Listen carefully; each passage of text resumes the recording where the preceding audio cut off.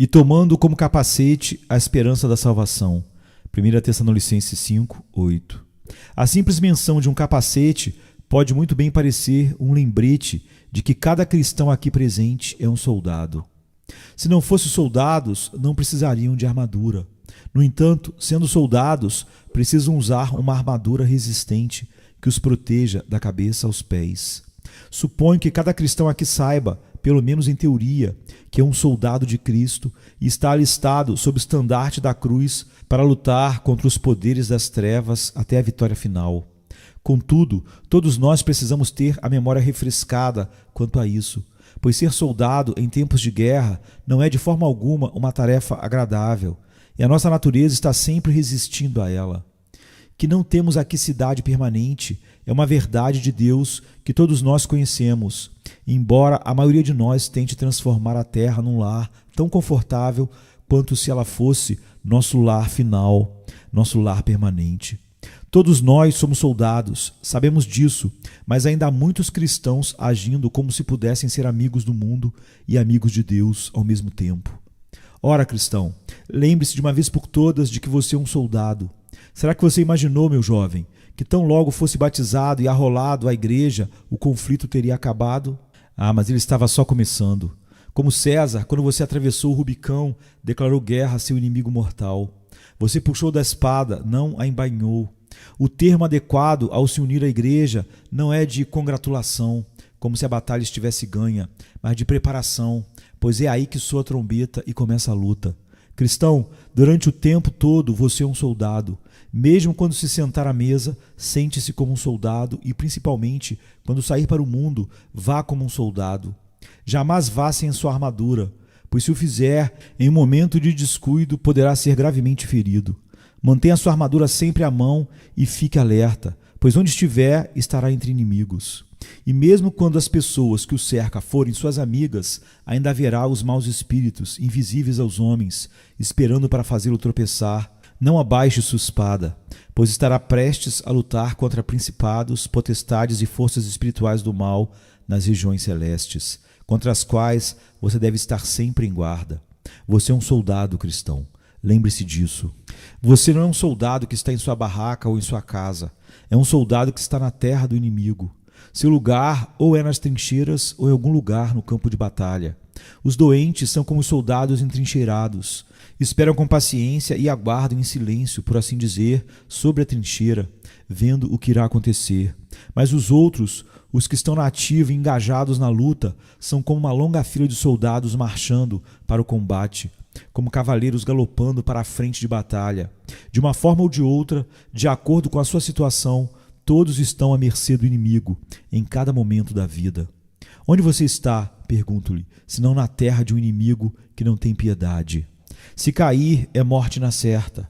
O mundo não perdoa o cristão, tem por ele um ódio mortal e só quer prejudicá-lo. Dê apenas um passo em falso e logo todos estarão comentando ou aumentando o fato. Aquilo que outras pessoas podem fazer e passar despercebido, se for feito por um cristão, será notado, comentado e deturpado. O mundo acha que você é um adversário natural. Satanás vê em você um representante do seu antigo inimigo, o Senhor Jesus, e tenha certeza de que ele não terá piedade se tiver uma única oportunidade de destruí-lo. Cuidado com o inimigo, pois o espírito dele é perverso. Você tem de lutar também com quem nunca deu uma trégua. Você pode tentar negociar um acordo, mas não existe acordo com os poderes do mal. Você pode levantar a bandeira branca se quiser. Talvez até pareça por um momento que o inimigo acredita em você, mas nunca acredite nele. Ele o odeia quando parece mais amá-lo. Diz o antigo ditado: tema os gregos, mesmo quando eles lhe dão presentes. E que o cristão tema o mundo, principalmente quando sua fala é mais macia. Fiquem de sobreaviso, guerreiros da cruz, pois quando menos recearem, o inimigo sorrateiro, pretextando amizade, vai apunhalá-los por trás. O mestre foi traído com um beijo e vocês também serão, a menos que vigiem em oração. Você tem de lidar com um inimigo que não pode se reconciliar com você e com o qual você nunca poderá se reconciliar. Se você ficar em paz com o pecado o conquistou.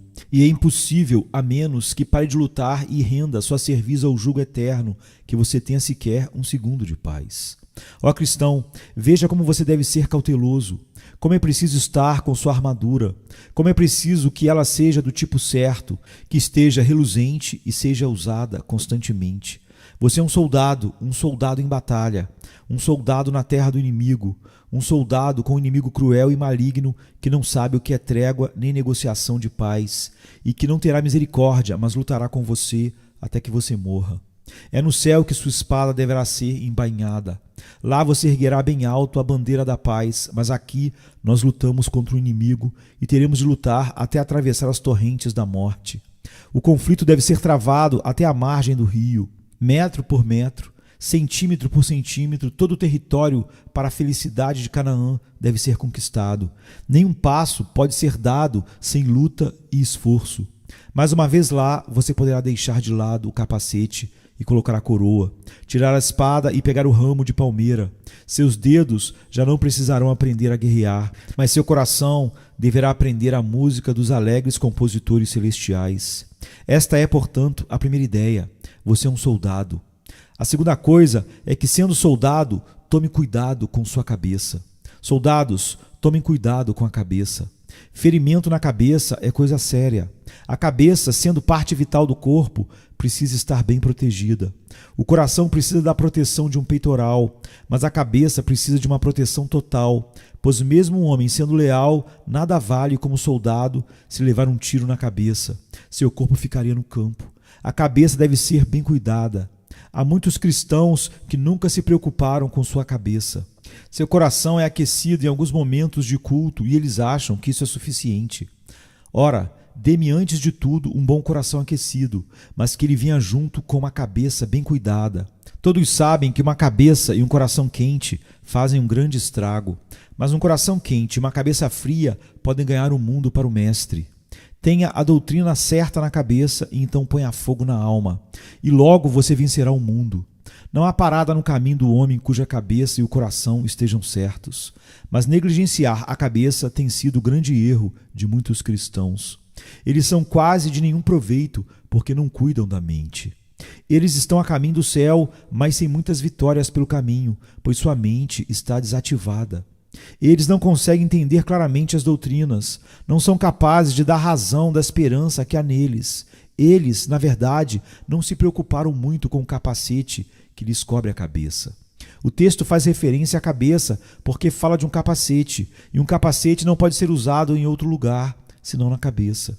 Entre outras razões pelas quais devemos preservá-la no dia da batalha, estão essas. A cabeça é particularmente suscetível às tentações de Satanás, de si mesma e do sucesso. Não é fácil, vocês sabem, ficar em um lugar muito alto sem que a cabeça comece a girar. E se Deus toma um homem e coloca-o em uma posição elevada para ser útil, esse homem deve cuidar da sua cabeça. Se o irmão é possuidor de uma riqueza considerável, há nela um grande perigo, a menos que ele seja tão rico de graça divina quanto é de dinheiro.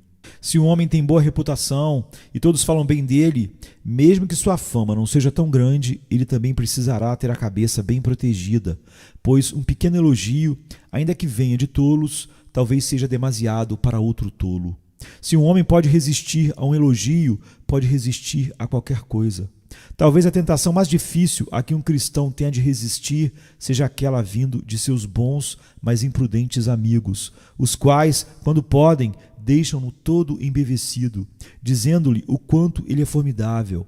Se os seus amigos não elogiarem, provavelmente o amigo que há dentro de você o fará. E caso ele não faça, o diabo o fará. Certa vez, um amigo disse a John Bunyan, depois de uma pregação: "Que magnífico sermão o Senhor nos deu esta manhã, Sr. Bunyan." "Você está atrasado", respondeu Bunyan. "O diabo me disse isso antes de eu sair do púlpito." Sim, com certeza disse. Daí a necessidade de ter um capacete para colocar na cabeça quando você for bem-sucedido, quando subir na vida, quando os amigos falarem bem de você. Talvez você não fique tão inebriado. Tem um bom capacete, um capacete frio para colocar na cabeça quando ela começar a esquentar com os elogios, para que você fique firme e não seja abalado pela vaidade. Vaidade, vaidade, vaidade! Quantos você destruiu? Quantos que pareciam na iminência de ver a grandeza de Deus tropeçaram nessa pedra de tropeço? Homens que pareciam prestes a entrar no céu, mais um pouquinho de glória, um elogio mais bonito, um dom excelente, e eles saíram do caminho e fracassaram.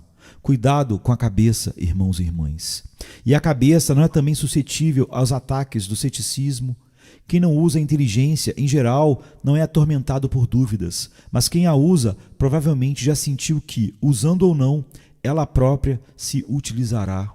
É muito bom que nossos pais nos digam para não lermos livros perigosos, muito bom mesmo. Apesar disso, no entanto, nós os lemos.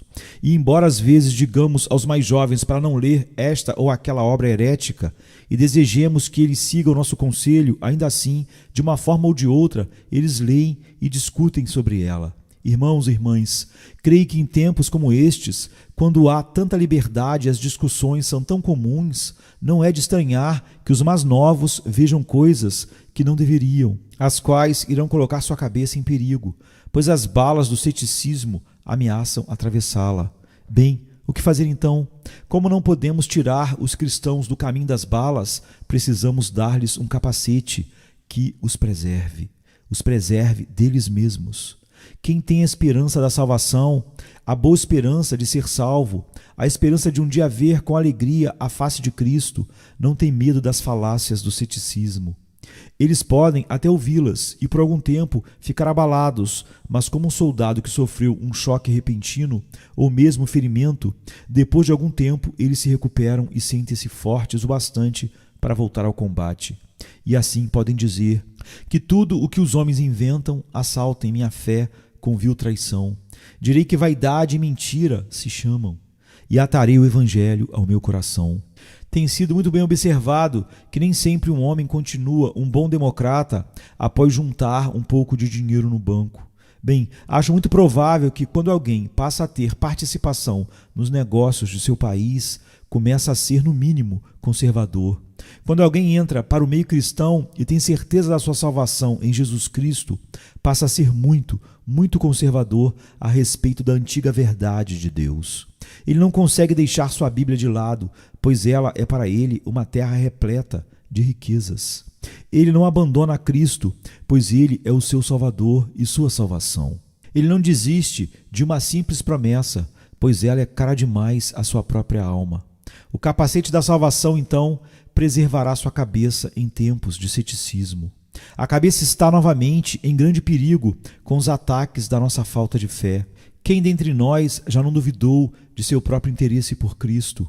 Felizes são aqueles que estão livres desse problema. Contudo, para alguns de nós, há épocas em que olhamos para a Escritura da nossa casa e receamos que ela não seja verdadeira. Há épocas em que, se pudéssemos, daríamos o mundo para saber que somos de Cristo, pois às vezes não conseguimos ler claramente a Escritura de nossa mansão celestial. Bem, amados, esse é um grande perigo para a nossa cabeça, mas aquele que tem o capacete de uma esperança certa, sólida e divina da salvação, que recebeu do Espírito Santo de Deus um capacete como o que logo vou descrever, quando chegam tais dúvidas e receios, os quais podem momentaneamente deixá-lo angustiado, reconhece o cheiro de pólvora e não se intimida. Em meio a todas as acusações de Satanás, ou a ressurreição de pecados antigos, ou as ameaças da carne e do mundo, ele permanece calmo e inabalável, pois usa como capacete a esperança da salvação. Esses ainda não são todos os perigos a que a cabeça está exposta. Algumas pessoas são atacadas pelas ameaças do mundo. O mundo baixa a espada de duas mãos com um tremendo golpe sobre a cabeça de muitos cristãos. Você perderá tudo por amor a Cristo se for tão fanático. Se for tão tolo, ficará pobre, seus filhos não terão pão, sua esposa ficará pior que uma viúva. Só que, diz o cristão, eu tenho a esperança da salvação. E o golpe, quando vem, não atravessa a sua cabeça, mas atinge o capacete, e a espada do mundo perde o fio. Posso me dar o luxo de ser pobre, foi o que o Dr. Gil disse quando um dos seus subscritores ameaçou desistir do seu assento e deixar a igreja se o doutor pregasse sobre determinada doutrina.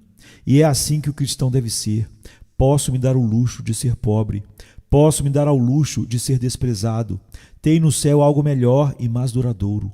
Por isso, pelo uso desse bendito capacete, ele não é destruído pelas ameaças do mundo.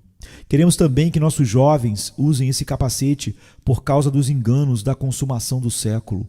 Os enganos da consumação do século são muitos. Não temos de lidar somente com o ceticismo, mas também com as falsas crenças. Os jovens são tentados de um lado e tentados de outro. Este e aqueles são exaltados. Ei-lo aqui, ou lá está, e muitos serão iludidos por não serem do povo de Deus. Se possível, eles enganariam os próprios eleitos.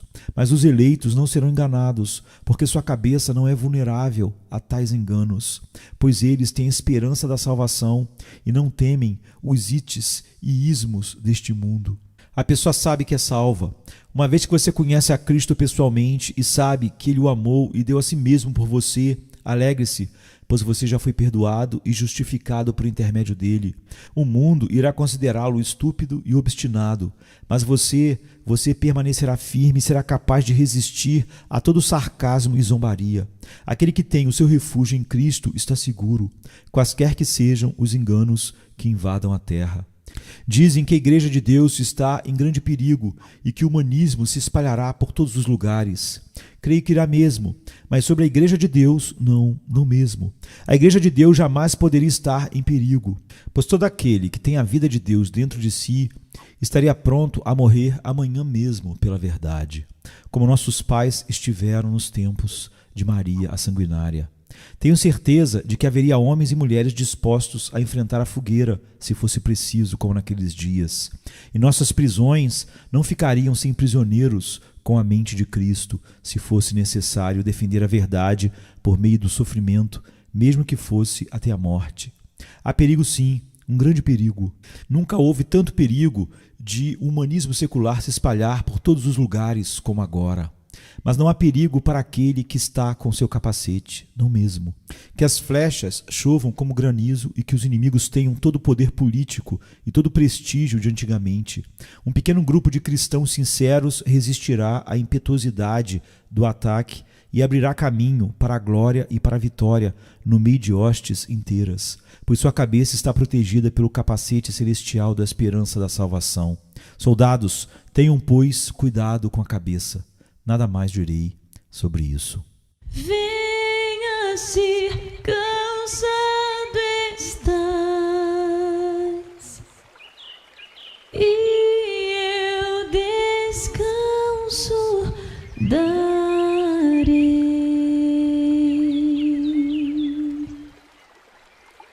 Tu descansarás.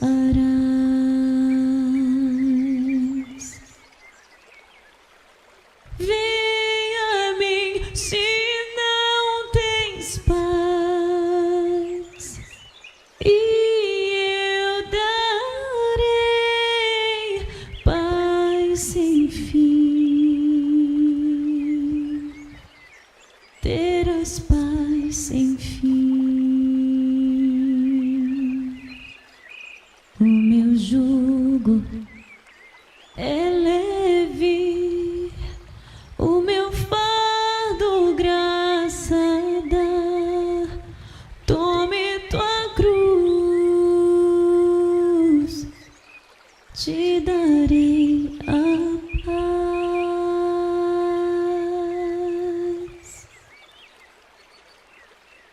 Venha o aflito e